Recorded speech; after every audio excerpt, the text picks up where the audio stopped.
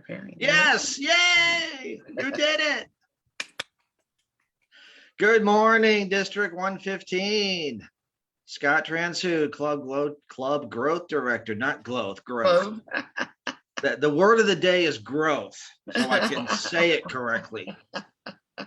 My colleague Phyllis Tribby, as always, joining us, and we have a special guest. We have Division D Director Jennifer Smith joining us today. Good morning, Jennifer. Good morning, Scott. You know, it's really hard because I do this for the page on Wednesday, so it's really hard for me not to be the host. So forgive me if I start asking you questions. Oh, no worries. That's fine. That's fine. The only one I won't have an answer to is what is the meaning of life? I'm still trying to figure that one out, but that's another story entirely. Most people in the district, Jennifer, probably know you by name, if nothing else. But I'm sure many of us know you in more detail, but some people may not. So if you wouldn't mind, tell us when you joined Toastmasters, what prompted you to join Toastmasters, and such. I think we'd all like to hear that. Oh, well, good question, Scott. Yesterday, I actually met with a fellow Toastmaster, and I was explaining to her about the reason why I found Toastmasters and then how I jumped on board. So the reason why I found Toastmasters because a colleague was posting that she was pinned as a new member of Toastmasters, and it was a Saturday morning, January. Of course, it's all about goal setting and what am I going to do this year. And when I saw that, I immediately said, where, when, how much? And so she messaged me and said it was Friday morning at 7:30. That's perfect because it's not really interrupting my day. I'm not really a morning person, but you know, if this is something that I want to do, so yeah, okay, 7:30. And then she told me the cost, which was I think $54 every 6 months. And I said, not 500, not 300, no, just $54. And I said, oh, well, I'm sold. So the next week I popped into Valley Voices and Vices, and I've been a member ever since. And that was January 2018. Or maybe 19. Sorry, that was 19. So it's either 3 or 4 years. Correct. Somewhere in there. Okay. It was 19 because I had one full year in person, and then the next year went on to the pandemic. So. And I wanted to join because of, not because of public speaking. Everyone's like, oh, public speaking, I want to be a public speaker, motivational, I want to speak in front of people. I just wanted to be able to, I can talk all day long, but I wanted to not talk with my hands, number one. And number two, talk where I had something to actually say. And you always have something to say. There's no issue there anymore. One of my dear mentors in Toastmasters from way back in District 53 in upstate New York, where I started my journey. The ongoing joke, and it's not just with me, it's with a lot of members, is when he or she first started, we couldn't get them to talk. Now we can't get them to be quiet. So, you know, we all evolve. But now we always talk about in Toastmasters, Jennifer, the communication part, which is the speeches and all the things that we do with regard to getting all those speeches done. Then there's the leadership aspect. You have obviously decided to take on fairly large roles in Toastmasters, you know, outside the club. I personally would like to know what the impetus was behind that, you taking on bigger roles, now Division D Director. What was the impetus behind that, and what do you hope to get out of it? The reason why is because the first I was also telling that fellow Toastmaster the same thing. When it was, I was into Toastmasters for 6 months, and it was election time. And I told George and Peter Swan, hi Peter, I said, hey, if you guys want me to be, I think I want it to be secretary or president. If you want me to be secretary or president, I'll do that. I didn't think anything about public relations. And they said, no, we want you to be the public relations, BPPR. And I said, oh, well, I could do that too, So more so that I feel that there's a need for me for being able to help with the exposure of Toastmasters for District 115, especially since we're a young district. That's probably the driving force of it, is to make sure that Toastmasters International will see us, will recognize us as the President Distinguished District as we are. What I hope to gain from it personally is also the recognition that I do something outside of my career, because in our career, we are completely and totally the escrow, the escrow officer. I'm an escrow officer, a settlement closer, and that's what we live and breathe. We live and breathe it, and most of us don't have a life outside of our career. And I also want to show there's more to life than just work. There's play. We actually have fun. I go out. I go out off-roading. I go take photography for the stars, with the stars of the stars. And I want to show people that there's more to life, and then we can also learn from what we do outside of our career. Really cool. Super cool. Now, cool. Now, at your employer, escrow officer, you do settlements, such things. Do you have a staff, or is it you? Yes, I am actually. I run my desk, and I also manage a branch. Okay. So you are in leadership at work as well, not just in Toastmasters. I am. I would love to hear. I'm always interested in hearing this, because it does indicate how we take the skills we learn in Toastmasters into the quote unquote real world. How have you done that at your employer, the skills you've learned in Toastmasters? I will go back to when I first had to do that leadership presentation, right? Out of the pathway, about describe what type of leader you are. And my first time that I went through, it was the path of dynamic leadership. Did not, also part of Toastmasters is that you didn't realize that you have these paths. You thought you were going to learn how to speak, nothing about leadership, nothing about these courses. And then all of a sudden I'm in this path of leadership. And at the same time, I was also going to a coaching group with my company. So it was kind of coincide. And when I took the test, I was a chameleon, and I blended in to all of the different leadership styles. So basically, I didn't have any style. Imagine that. So now, through the couple of years that my style has elevated, and I'm trying to figure out which one that was. It has elevated to where I'm not a chameleon, but I do stand out more as a leader, where I speak in front of my staff. We have huddles, and it's more of just gathering and talking about, our numbers and motivation and morale.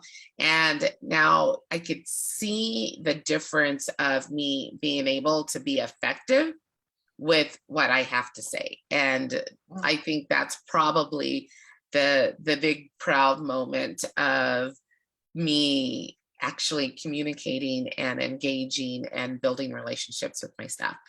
And I do owe that to Toastmasters. I actually, January, I sat with my manager, state president, and we talked about the goals and everything from 2017 when I joined on board to currently. And yeah, there is an improvement. Like that, I have the staff during the pandemic. I will be so proud that my branch, I was organized, I was ready, I had a plan of, and that was another thing of planning, right? Of how to get everybody home and working and still communicating.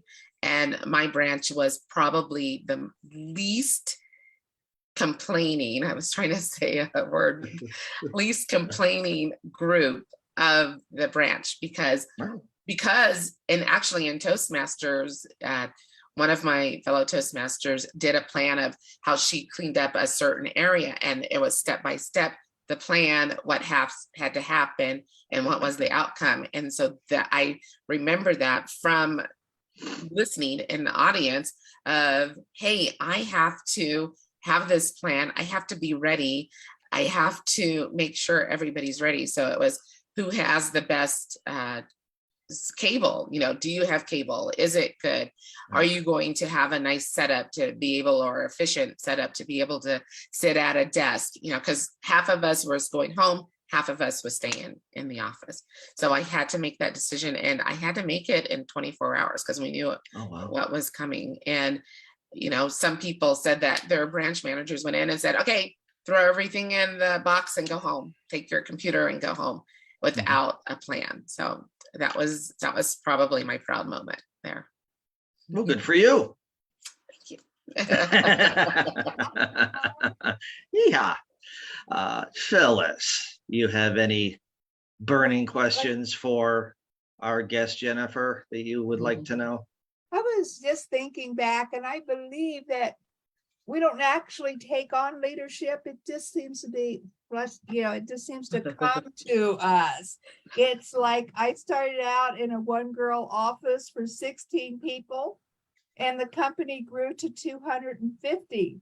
All of a sudden, you've been there since the beginning, and you have the leadership. It's thrust upon you. It's like the time I prepared all of my reports for my 6 officers. And I went into the meeting with my president, and I gave him all the reports, and he sat down at a side seat. And I told him, I said, well, here are all your reports. He said, yes, but you prepared them and you're in charge. Little did I know that I would be in charge of 6 salespeople. I who know nothing about sales. It's like, take on the leadership. And I think that you've done it really well. You've taken on the leadership in your company and in Toastmasters. And I applaud you for that. And you did it quickly. 3 years, I was just becoming an area director. I certainly was not in any kind of leadership proponent. I was just learning leadership. And I think that's what's great about Toastmasters is that if we're in a company, like my second company, there was not that great of leadership roles, but in Toastmasters, I had the ability to go forward and do that. And I think that's what's great about Toastmasters. If you're willing to put in the time, there are so many leadership roles available. Correct. Get out there to our public. Area directors are still needed. Yes, area directors are still needed. And, as you're saying that, George and Maria also had a big push on it, a big influence on me going to the district level, because I probably, nobody knows anything about the district level. And what was it? George said, oh, well, you would be a great public relations manager. Talk to Kristen when you're at I think I was at a TLI or a contest. And so I approached Kristen. I said, you're looking for public relations. George told me to talk to you. I wouldn't mind doing it. I didn't know like the whole role of it. And I was even speaking with Carol yesterday, because I was speaking with one of her members, and we were talking then about public relations. We do need a public relations manager for the district still. And I said, it could be an hour a week, depending on what's going on.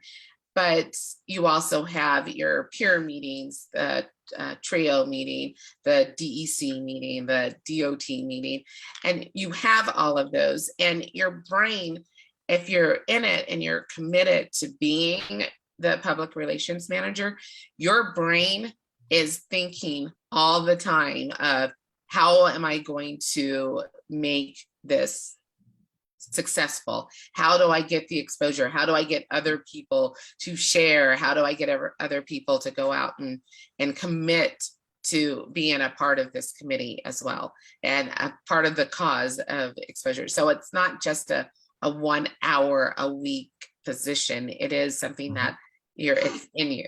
It's completely in you. Yeah, you said something right there. How do I get people to share? Yeah. And it is very difficult. Mhm. I was telling Scott earlier, it seems like there are people that are willing, and they are not 100% of our group. They are about 10% of our group. Yeah. And we find out we're constantly asking these same people because we know we're going to get a yes from them. So Correct. how do we get people to share, Jennifer? We make it fun. That's how we get people to share. That is my whole mission for my division this year, is to make it fun, where people are going to say, I want to do that job. I want to be a part of Toastmasters. And my other saying is, don't keep Toastmasters a secret, right? So don't keep us a secret. Let's have some fun and make sure that everybody knows that we have 2 million people in this city, that everybody knows about Toastmasters. That's my goal. Well, you said making it fun. And I believe that sometimes International sends down the rules and they take the fun out of it. Rules schmools. Yeah. One of the things that I was never thrilled with, occasionally branding is okay, but I don't like it on everything. And it's all the certificates that I have got over the years. Back 25 years ago, they have little characters on them, or they'd be connected with whatever event that I went to, which had the flyer and the program and everything. And when I look at that, I can remember that event very well. Yes. Now everything is branded, and you look at it and it looks the same as this year, last year. It doesn't matter what event you went to. You don't have any great memories of it without those little extras on the certificates and programs. What's your feeling here? Do you think they've taken some of the fun away? I think they have taken the creativity away 100%. And I belong to 3 clubs, and I was talking to the president at Toastmasters in the kitchen. And if you go to our Facebook page, it is not branded. And I said to her, we may be asked to take it down, but look at how many people have looked at it. Look how many people have recognized it. So if Toastmasters International comes to me and says, you need to take it down, I will say, I am all about exposure. I need to make people watch this. Nobody's watching a person. Somebody is clicking on it because they think that, wow, that's interesting. If you are going to be a stickler about what your branding is versus how we're getting exposure, then maybe this isn't where we need to be. You're as I'm talking to prospects, membership is down, but this is the reason why we are doing this show, is to get exposure so people can understand about Toastmasters. But honestly, if we can't make it fun, if we can't make it creative, then what are we here for? Because, and that's one of the things, like sometimes we're all serious, but we can't be serious all the time, because we get serious 8 to 5, right? We get serious, maybe 6 to 10. We have an hour between 5 and 6 where let's have some fun, right? So that's what I'm about. And if they come to me, then I will say, oh, okay. And then, maybe do a flyer or two, and then 2 weeks later, I'll do something else. Yes, Phyllis, I can't, because of the fact that now we're going to be script of this show now too. We'll go underground. Well, I think it is so true. I got a new member on Monday, and that's what she said, was that she thought it was so strict in Toastmasters that it was, like taking a pill. And when she got there, we laughed and had fun the whole meeting, and she was willing to join. And I think that's it. They've got to give us some leadway, because having fun is part of the learning process. Well, guess what, Phyllis? I am going up there, that little ladder, and you will see, you'll be like, oh, they gave us back the creativity. Thank you, Jennifer Smith. So, well, I'm in your division, so I am waiting to see all of it. Great. and willing to help you if you need it. All right, Jennifer, we got a few minutes to go here. I'm going to really put you on the spot. Oh, well, not really. Probably not. You've been in your role now, your new role, for 14 days. 2 weeks. Woohoo! You made it 2 weeks. Outstanding. And where do you see your division going? What do you see happening? I mean, it's new role, but you're coming into this with some experience too in other roles. So my thinking, I was PRM for 2 years, right? And I wanted to always get to the division directors, because the division directors is filtering to the area is filtering to the members. I never got that chance. The first year, I didn't know what I was doing. So I probably didn't even realize there was division directors, really in my mind.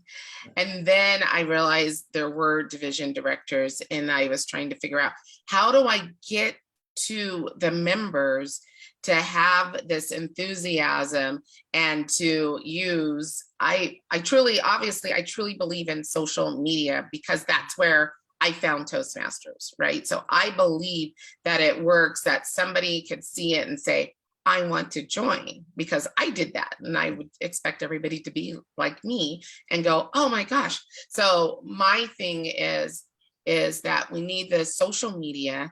We need to filter it down, and we need people not to be afraid. So mine is to work with my division, right? My area directors, to be that enthusiastic about it and filter it down to the members. So I'm definitely staying connected with the VPPRs from training that I just did, so that they can also help, because sometimes they're like, okay, I take the information and this is the way I'm still going to do it.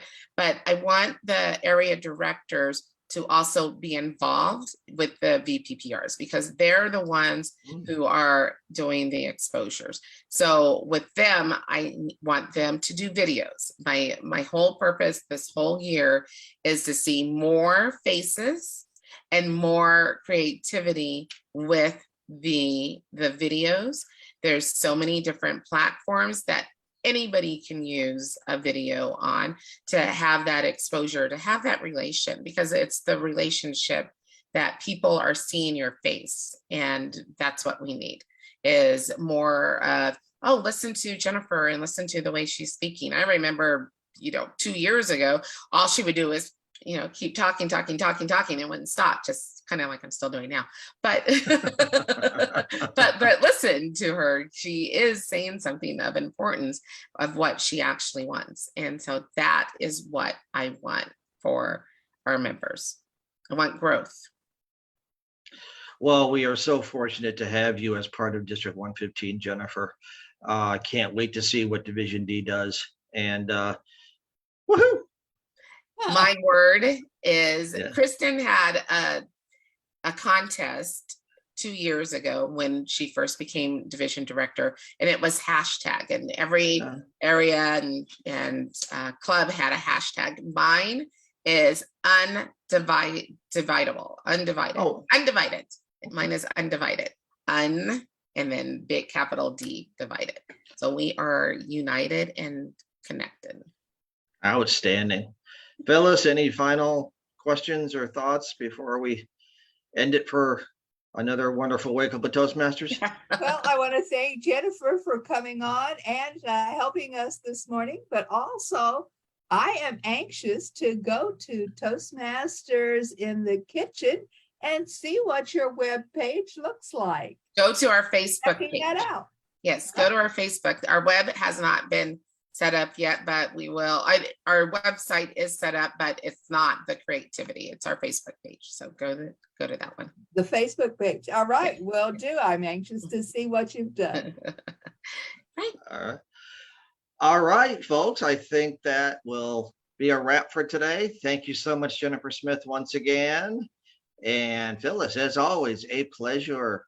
And we'll see you all again. Take care.